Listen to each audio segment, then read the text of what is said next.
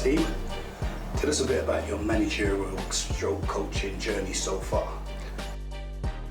My managerial coaching experience so far, well, I've been 20 years pretty much full-time in the game. I was given an opportunity at Hampton and Richmond to look after their under-18s, and it sort of spanned from there. I've had four different managers there where I've assisted with some coaching. Assistant manager under Mel Gwinnett, who's now the Cheshunt FC manager.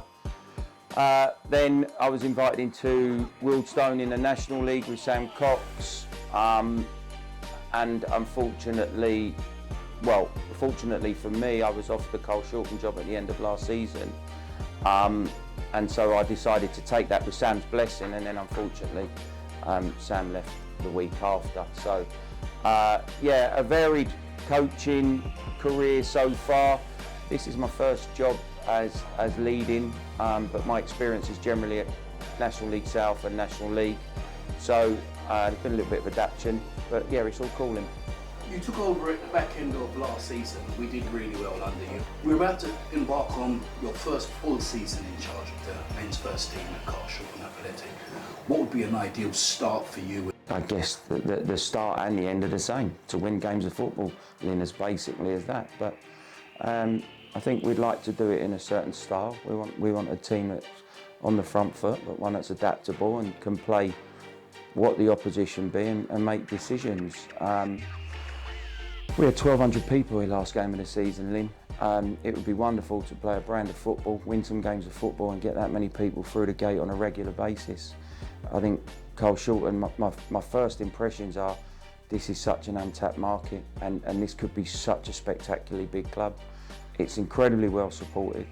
The people behind the scenes are wonderful. It's got a brilliant infrastructure, a chairman that wants to be successful, a group of players I believe that we've recruited that want to be successful.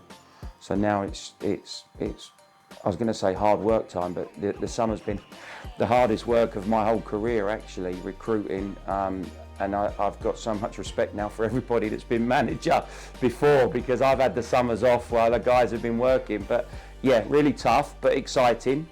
I think we've got some really good talents in the room. Now my job, the coaching staff's job, is to support those talents, give them the tools so the boys can go express themselves, and hopefully build on that. You know, there was a wonderful atmosphere around the group last year, and we don't want to be in that position again. I mean, that's a non-negotiable as such. We cannot allow ourselves to be in that position again, and the plan is not to be. You mentioned recruiting and recruitment. You've made a few new signings. Tell us a bit about the new signings and what the fans can expect from them, hopefully. Well, I hope that firstly all of the new signings are good people that want to bring value to Carshalton and the community.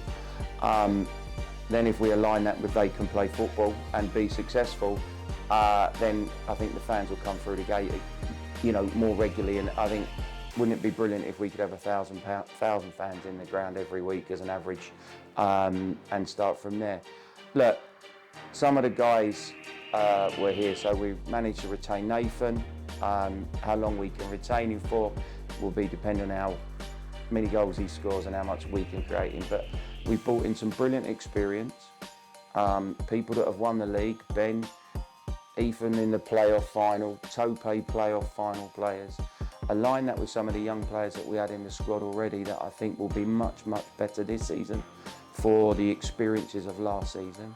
And let's not forget some of the wonderful talent we had in this room, Fabio, Vicky. You know, we've got some good players at Carshalton. I was lucky to inherit those, and the guys have managed or decided to stay on with us. So really excited for the season then.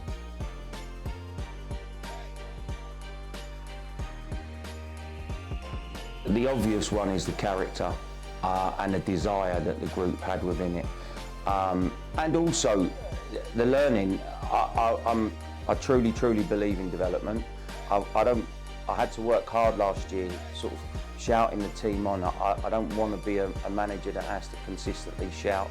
I think that's a little bit last century. I want to work on the training pitch.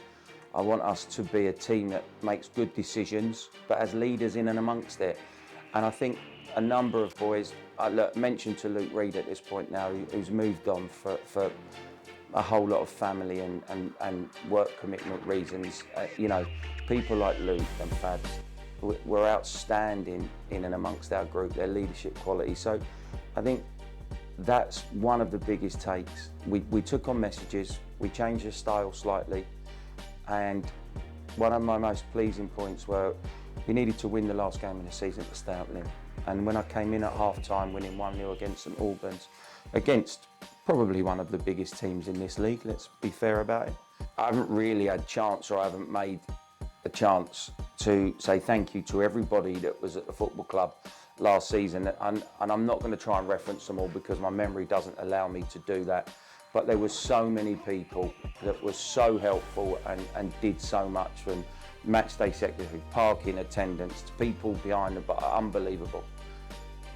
Just the atmosphere that's at Carshalton, the staff that are at Carshalton is absolutely, it reminds me of Hampton when I went into there, and I spent 15 years there, so I'm hoping that potentially that can there. But secondly, the staff, Lee, Kieran, Dave, yourself, Lynn, you know, everybody around that.